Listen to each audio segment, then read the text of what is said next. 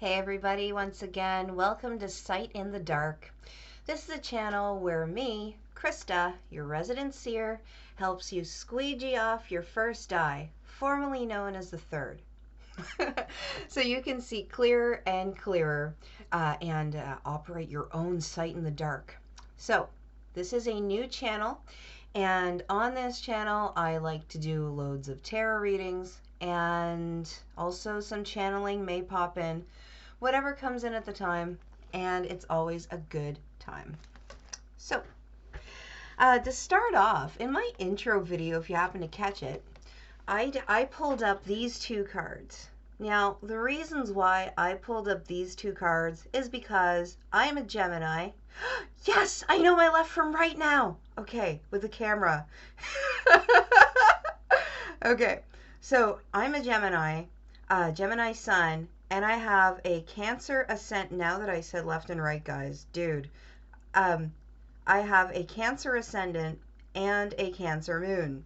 So, Cancer in the first house and Gemini in the 12th. If you know anything about astrology, I do, so thank goodness. So these are the two cards that represent my signs. Now, if you want to get really technical, which we will on this channel, of course, I have it before me somewhere, but my personal birthday card, and I can let you guys know that too in the description, what your personal card is for your actual birthday, is the Queen of Cups. So, really water heavy for a Gemini, but that's cool because I love being psychic and delving into all the cosmic and mystical realms. And I welcome you into the journey with me. So, the name of my channel is Sight in the Dark. The reason why I called it that, besides it being a kick-ass name, is because I want to let everybody who watches this with me and who goes on this adventure in the nighttime sky, walking our moonlit paths, to be able to help clear off clear out any detritus from their life. And in doing that, we just open this thing up, which is actually this thing and this thing together. So we actually see with our hearts, everybody, but I will get into that in a moment, because this topic is about love today. So, Sight in the Dark, though, that came to me a few years ago, but after a few dilly-dallies with running a tarot business, running an intuitive session business, and performing loads and loads of tarot and intuitive sessions in the meantime, I have finally decided to buckle down and cast my intuition into the pool of YouTube, and whoever happens to come along on this adventure with me is completely welcome. So, Sight in the Dark is whenever we open up this first eye, I'm going to call it the first eye, we can see more clearly whenever we walk along our own paths. And, you know, in the cosmos, we have all this darkness. It's so fucking cool because we're in existence all of the time. And I know a lot of people like to say that we're in the void. I mean, that's true from what my human brain can discern. But as far as this world of manifestations here, we can differentiate between light and dark, of course. We're in the realm of comparison and contrast. We're in the realm of duality. We're in the realm of is and is not. And as far as sight goes, that light that we see with really comes from within ourselves. So when we're seeing with this heart, I even have a sunstone on today, guys. When we're seeing with our hearts, we are seeing with our third eye, our first eye, and we're picking up all the information that we need to at every moment in time, no matter where we are, no matter what we're thinking or what we're doing. But it's just this mind, this human mind that gets into the way, and it feeds us a whole bunch of stories. And then every bit of information that we're capable of receiving is not totally making it to our brains or our hearts, so to speak, because it gets distorted through this human. And I am here to help you clear it so you brighten that headlight, that headlamp that we have in our first eye here. And I might not always call it the first eye. I'm just going to do that in my intro because I'm going to slip up and say the third 1,000 times. So it brightens up the headlamp that we wear, so we can see in our own darkness and navigate just fucking fine. A few swear words from time to time tend to slip out, but I will be letting you know which content, which video is safe for kids, and which are not. Predominantly, this is a channel for 18 and up. Well, I mean, I guess if you're 16, you can swear. So 16 and up, hey, why not? Anyway, so yeah. My ascendant, just to give you a little introduction to the cards, I'm gonna start with 7 because that's my ascendant, and this is where we're going. So this is the Chariot, and the Chariot is represented by Cancer. So Cancer is feelings, emotions, also psychic insight. All water signs are psychic. All signs are psychic pretty much, but water signs really have an easy time tapping in, staying #tapped in all the time, and never actually being able to shut the damn thing off, which is actually really, really good with me. So although it can be taxing when it comes to trying to live in the world of practicality at times, being psychic AF really, really is a pretty dope way to live. So the Chariot is Cancer in the tarot deck. This is the Rider-Waite deck, by the way. And what the Chariot represents is you being at the helm of your emotions. The helm of your emotions, you having that right, just on lockdown to your very core with whatever your aim is. And whenever you have these two sphinxes here, whenever you have these two opposing forces that are within you, and I only say opposing because it could be, for example, you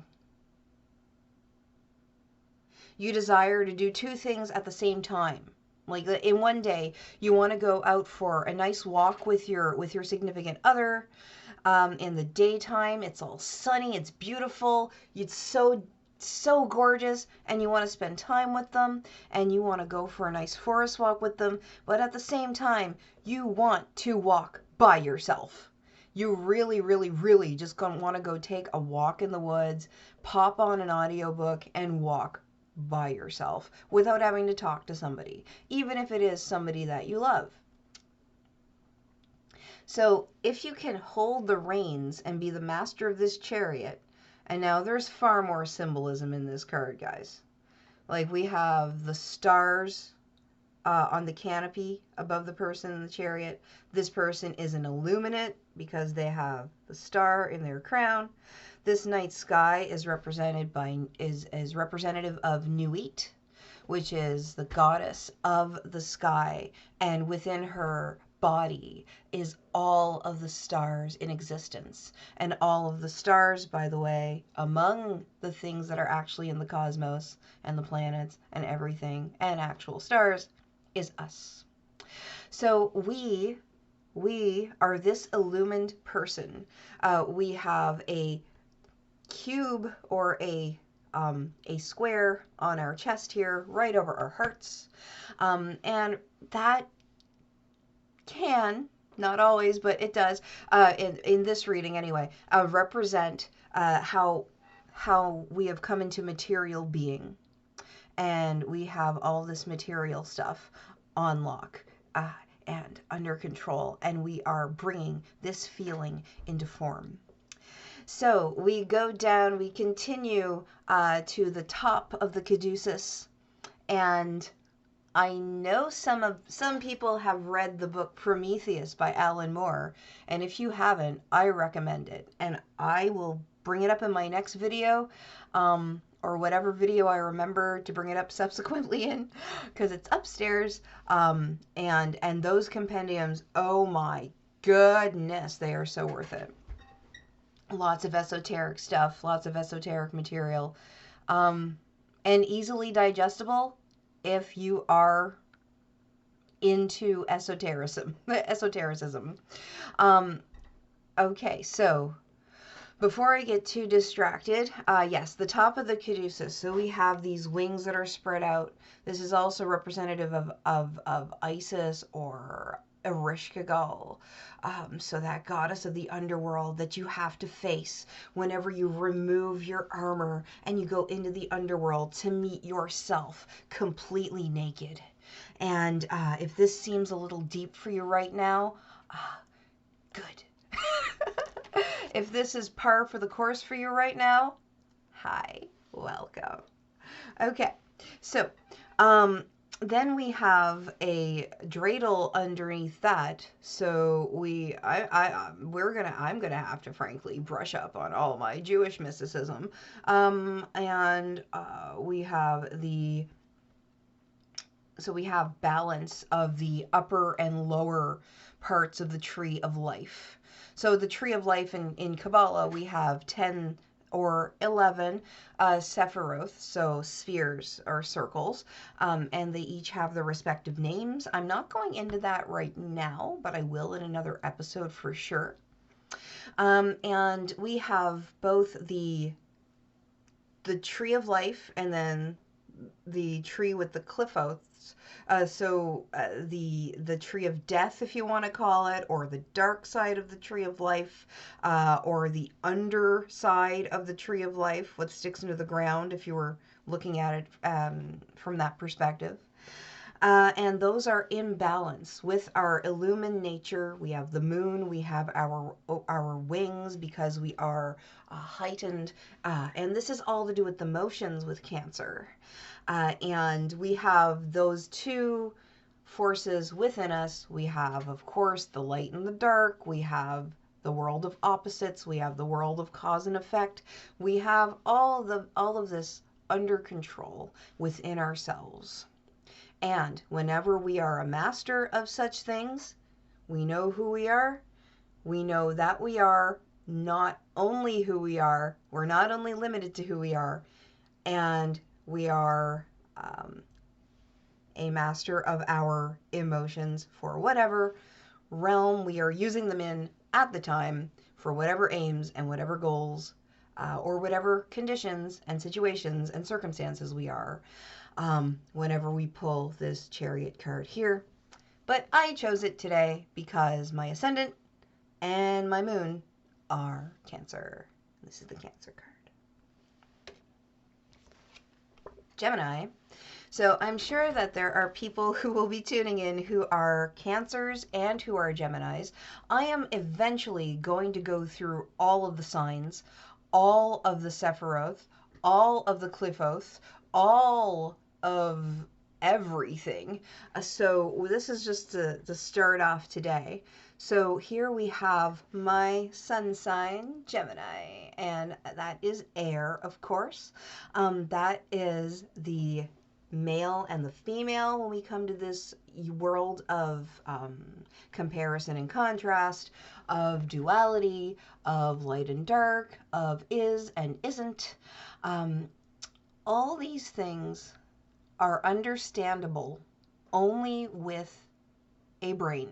So there are many types of brains, not only limited to human brains, animal brains, organelles, organs in plants, which we can essentially call brains, mollusks that have brains in different parts of their bodies besides the head, all sorts of brains, anything that can make an observation.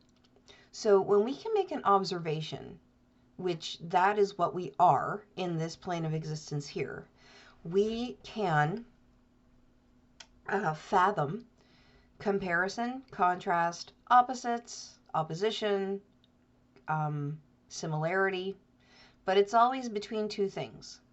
So, in the Tao, for example, the Tao Te Ching by Lao Tzu, if anybody wants to give that a read or a listen on Audible, plenty of books, plenty of translations, and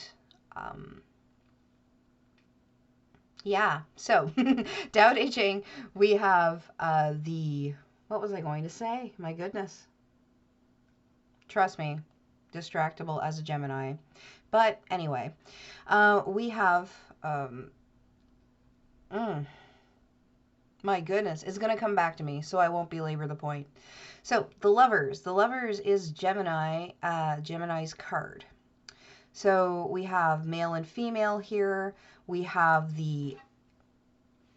what I was thinking probably wasn't where we're going to go today, so that's cool. That thought just come in. So then we have the angel of the cosmos, basically, overlooking what is going on. However, this is a trinity because Gemini is not two. Gemini is not two. Everybody says Gemini is twins, which is also true. Everybody says Gemini is dual, which is also true.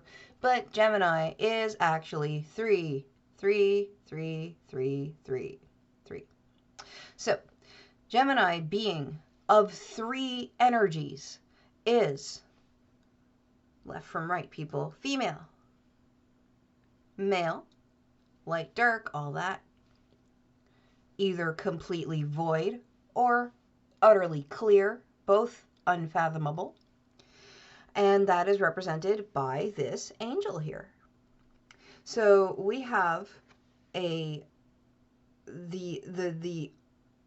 we have consciousness itself, and then it's broken down into duality when it comes into this plane of existence. So think of this angel here as above the rainbow. Oh, I hope I have this book here. Oh, yes. Okay. Oh my God, my other cover's gone. No, it's not. All right, so this famous picture, goodness, it's the wrong damn picture.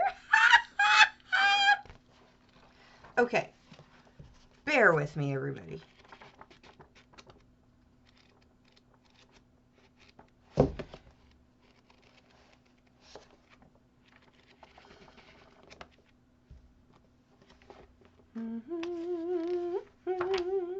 Well, you know what? This one will do anyway.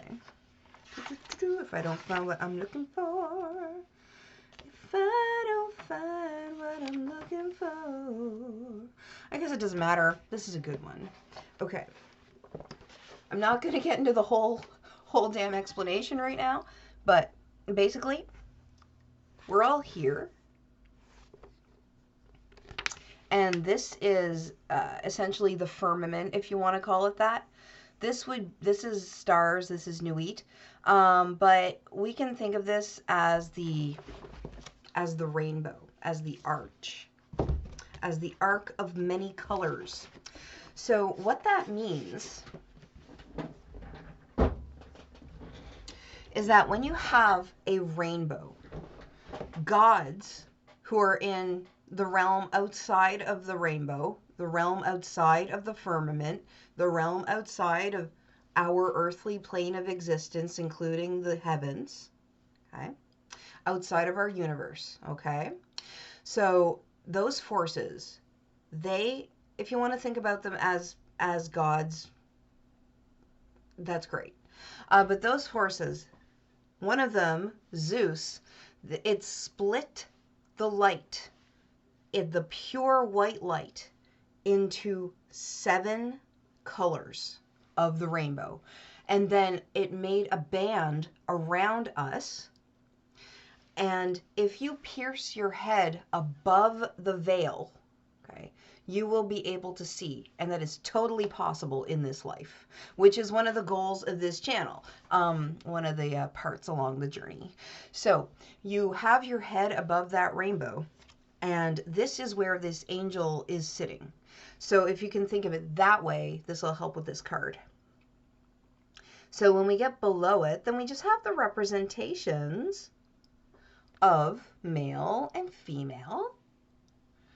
And in here we have, of course, the serpent and the apples or pomegranates, depending on what you go for, what resonates with you, I suppose. I don't like to say resonate all that much because it's not only kind of cheesy and overused, but if it resonates with you, it might not be the best thing to go for, and more on that later. So, and then we have a tree of fire behind the male. So male is represented by fire, so outgoing energy, and we have female represented by water, which is more expanded, not necessarily expansive, but expanded, and deep energy. Men are deep. I'm not talking about human men and women here. We carry the qualities thereof, of those forces. But when I'm saying male and female, I mean fire, water, okay? And air, which is the whole thing, okay? So this is the portion above the cosmos taking a look down. Now he's looking at both of them, and I want you to notice this. The man looks at the woman, so that is your clue to how the energy goes. So the fire goes toward the water, represented by snakes and fruit and knowledge to be had. So all forms are considered male, okay? So all forms, like humans, go toward the goddess, go toward the divine feminine, if you want to put it that way. And we are always on this seeking and finding and seeking and finding journey. And the key is to kind of leave that go. But we're not at this stage right now. And then she, the female, looks up to the angel. So once you see that, you just can't unsee that. That's energy dynamics on this plane of existence. So the Tao is just a social commentary, a description on this plane of existence, like how it works, how things work here. But the angel knows the truth of the plane of this plane of existence here, of comparison and contrast and duality, male and female, light and dark. And he has extra knowledge, and he is a super illuminate. So here we go. This is Gemini. This is air, which is by nature male because it's outgoing. And the other one is, of course, earth, whenever we are in the sphere Sephiroth of Malkuth, of the 4 elements, and the world. Well, not exactly the world, but earth. Earth planes, universe, and existence. So Gemini, the lovers, and Cancer, the chariot.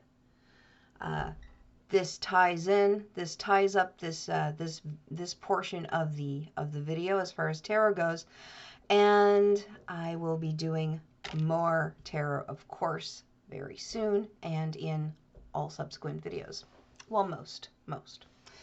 So today I have another topic besides introducing some cards to you,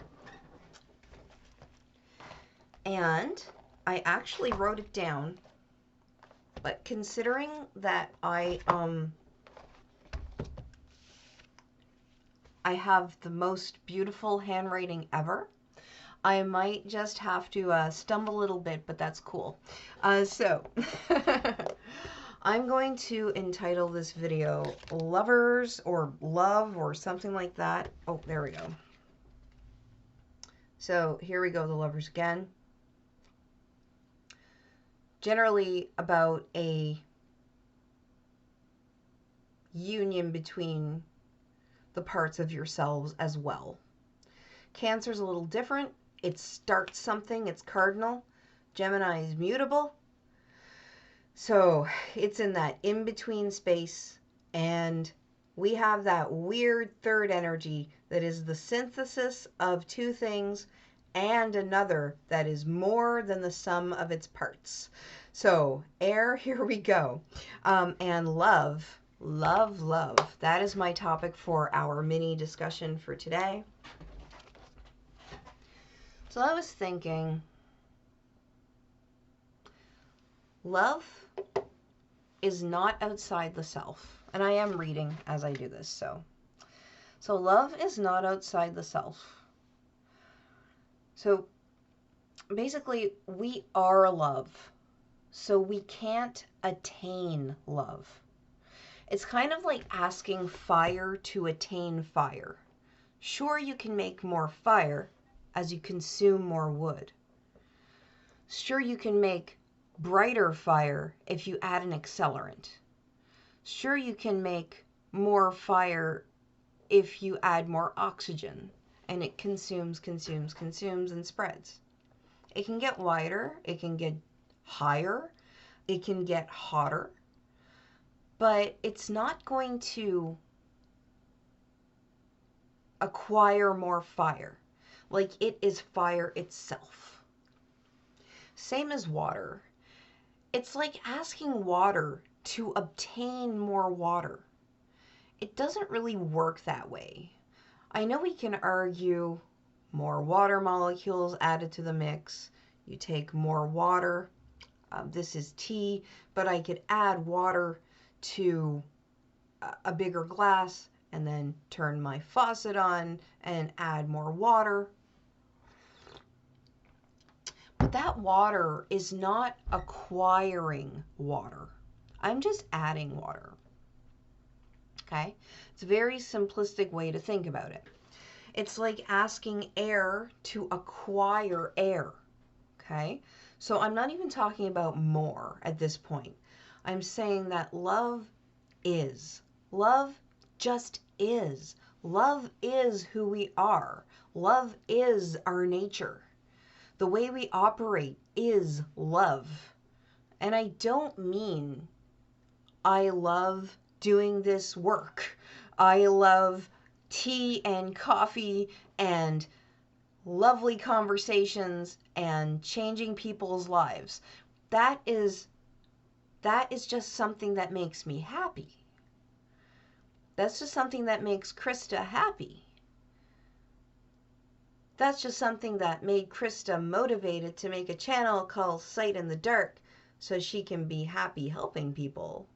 And people can be happy and spread that around. No. We are love itself. There can be no conditions on that kind of love. What makes you happy is a condition, or is conditional. I can see my camera all fuzzy, guys. Sorry about that. Not exactly better, but that's okay. That usually happens whenever I get a little bit deeper and things, the electronics kind of fuzz out. All right, so love is what we are. Love is our very nature. And nature itself, you can call it the way. You can call it the way of nature. And the way of nature is the way itself. If you've read the Emerald Tablets, which I'm sure we will get into soon. Air. Just think of the quality of air. And a bellows that is never exhausted by using air. The more it uses, the more it goes, the more it continues. What was I saying about emerald tablets now? Oh, yes, the wind carries it in its belly. Just think about that. The wind, the way that air moves, carries nature's actual principle in itself.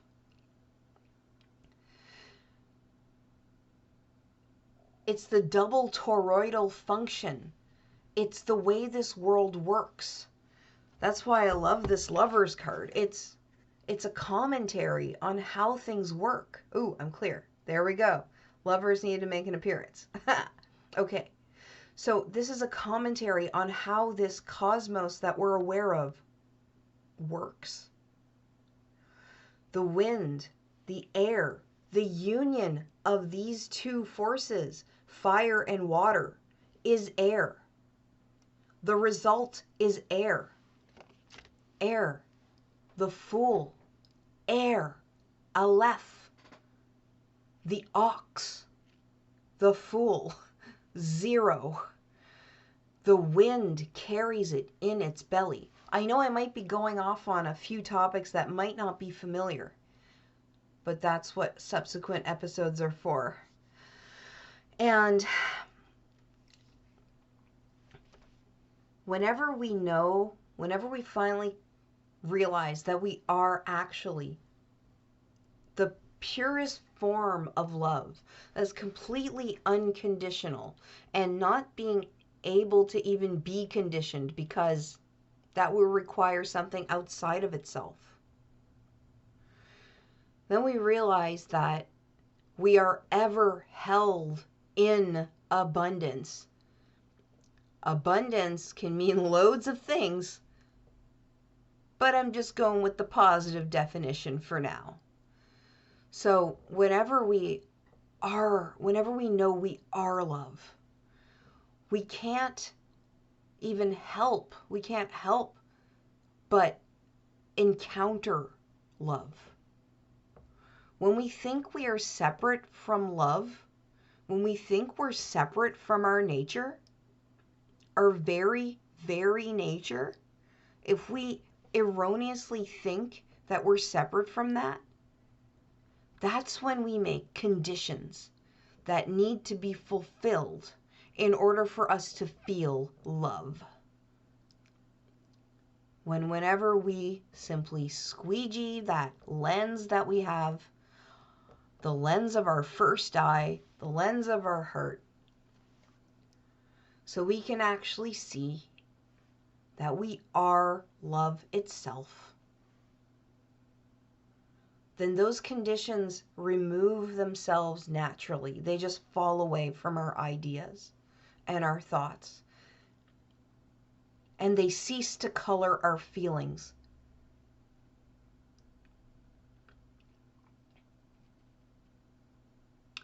So, love acquiring love is not a thing. Love acquiring itself isn't possible. Love just simply is, in the same way that is reflective of, in the same way that we are simply what we are. And that is the very nature of this existence itself.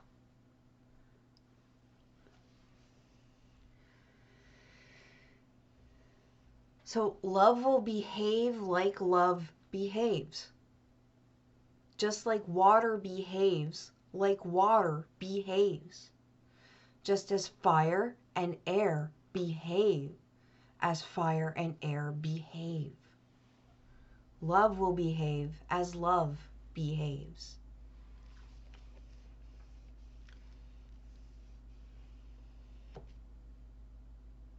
So yes, we are acting, we are behaving as, acting as, behaving as love behaves, because we are that. And that brings me to the final word. Couldn't help myself. I am that. And what we're talking about is I am the way that this universe operates, as far as is observable by a human mind.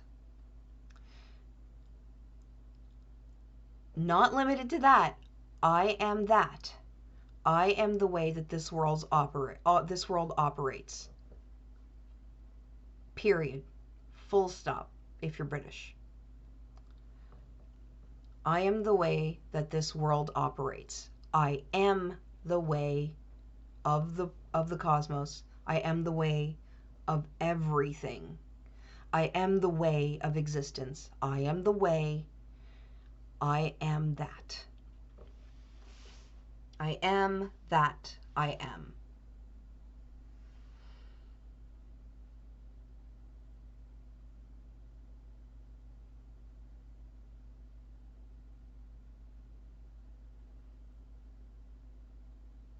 So there's a saying as well in Sanskrit. Om Purnamada Purnamida Purnat Purnamudachyate Purnasya Purnamadaya Purnameva Vashishyate. That basically means the wind carries it in its belly. It says, paraphrase, from the whole comes the whole. Whole with a W. From the whole comes the whole.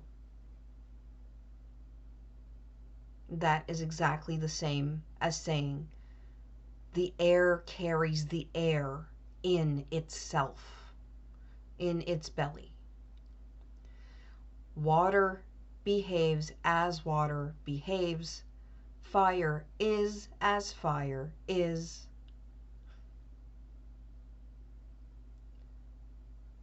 And love is as love does.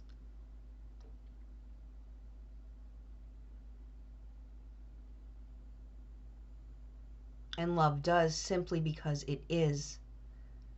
Therefore, we do simply because we are love. So that is my first episode on this new channel, Sight in the Dark, where we squeegee off our first eye so we can see clearer and clearer in our own personal nighttime sky. And we can walk that moonlit path together on this channel. So I'd like to say salute till next time, and have a great day. Mwah.